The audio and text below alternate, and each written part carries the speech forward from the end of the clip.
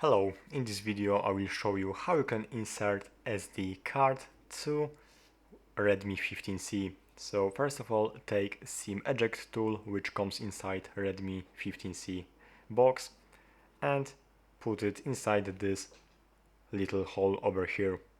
This is the card slot, so take it out very carefully, it's easy to break. And now you can find here this SD card slot. You have to flip it and take your memory card and place it just like that on this side. Sorry, not this side. Oh, this side, just like that, it fitting perfectly.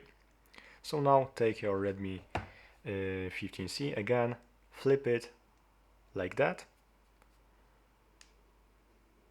and simply it's basically all. Remember, do it very gently, it's easy to break, and basically that's all it's working from now. Thanks for watching and subscribe this channel.